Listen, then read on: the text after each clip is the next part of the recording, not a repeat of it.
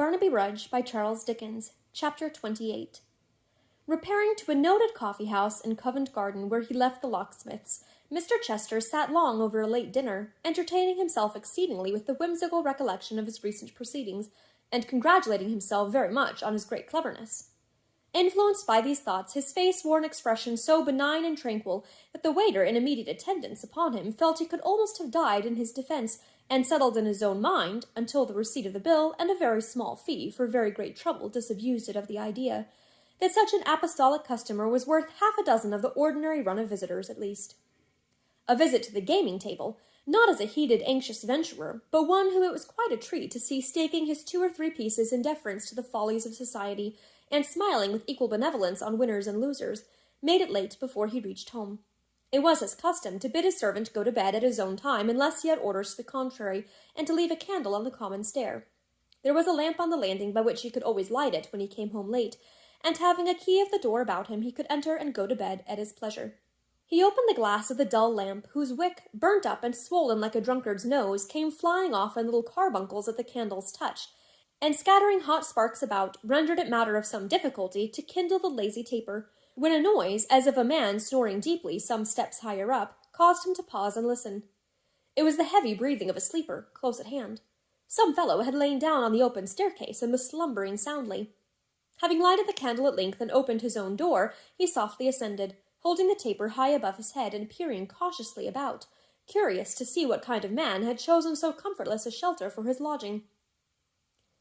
With his head upon the landing and his great limbs flung over half a dozen stairs, as carelessly as though he were a dead man whom drunken bearers had thrown down by chance, there lay Hugh, face uppermost, his long hair drooping like some wild weed upon his wooden pillow, and his huge chest heaving with the sounds which so unwontedly disturbed the place and hour.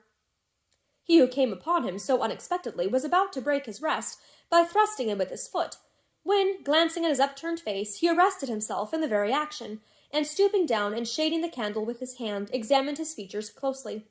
Close as his first inspection was, it did not suffice, for he passed the light, still carefully shaded as before, across and across his face, and yet observed him with a searching eye.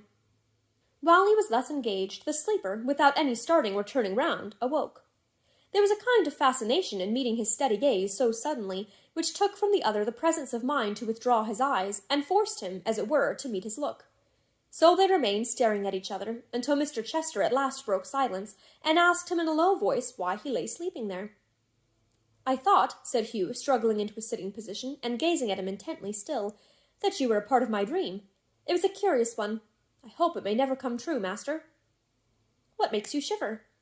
The cold, I suppose," he growled as he shook himself and rose. "Hardly know where I am yet." "Do you know me?" said Mr. Chester. "Aye, I know you," he answered. "I was dreaming of you. We're not where I thought we were. That's a comfort." He looked round him as he spoke, and in particular looked above his head, as though he half expected to be standing under some object which had had existence in his dream. Then he rubbed his eyes, and shook himself again, and followed his conductor into his own rooms. Mr. Chester lighted the candles which stood upon his dressing-table, and wheeling an easy-chair towards his fire, which was yet burning, stirred up a cheerful blaze, sat down before it, and bade his uncouth visitor come here and draw his boots off. "You have been drinking again, my fine fellow," he said, as Hugh went down on one knee and did as he was told. "As I'm alive, master, I've walked the 12 long miles, and waited here I don't know how long, and had no drink between my lips since dinner-time at noon." "And can you do nothing better, my pleasant friends, than fall asleep, and shake the very building with your snores?" said Mr. Chester. "Can't you dream in your straw at home, dull dog as you are, that you need come here to do it? Reach me those slippers, and tread softly." Hugh obeyed in silence. "And harkye, my dear young gentleman," said Mr. Chester as he put them on, "the next time you dream, don't let it be of me, but of some dog or horse with whom you are better acquainted. Fill the glass once, you'll find it and the bottle in the same place, and empty it to keep yourself awake." Hugh obeyed again, even more zealously, and having done so, presented himself before his patron. "Now," said Mr. Chester, "what do you want with me?" "There was news today," returned Hugh. "Your son was at our house, came down on horseback. He tried to see the young woman, but couldn't get sight of her. He left some letter or some message which our Joe had charge of, but he and the old one quarrelled about it when your son had gone, and the old one wouldn't let it be delivered. He says, that's the old one does, that none of his people shall interfere and get him into trouble.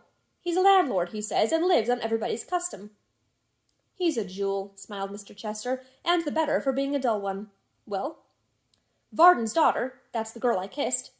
And stole the bracelet from upon the King's highway, said Mr. Chester composedly. Yes, what of her? She wrote a note at our house to the young woman, saying she lost the letter I brought to you, and you burnt. Our Joe was to carry it, but the old one kept him at home all next day, on purpose that he shouldn't.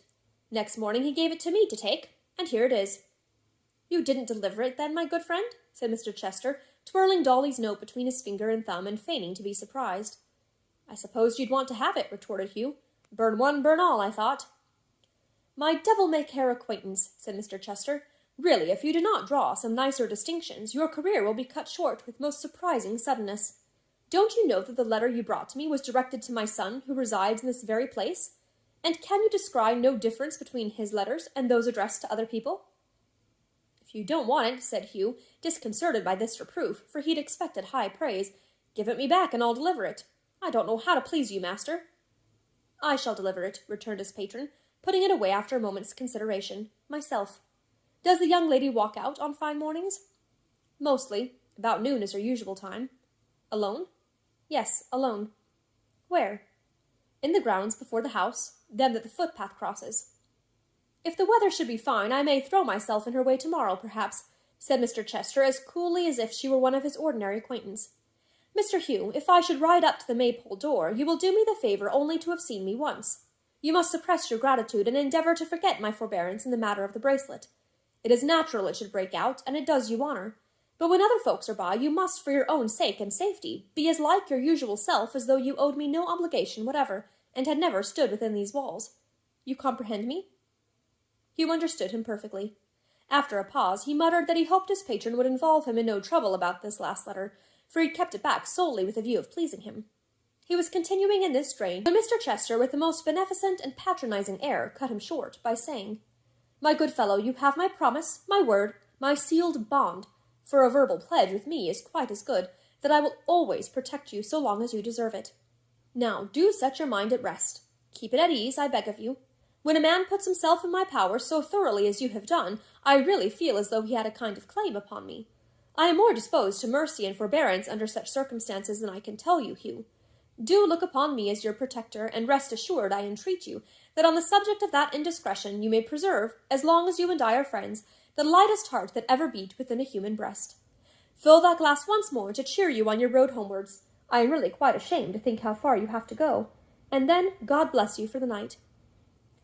They think, said Hugh, when he had tossed the liquor down, that I am sleeping soundly in the stable. Ha, ha, ha! The stable door is shut, but the steed's gone, master.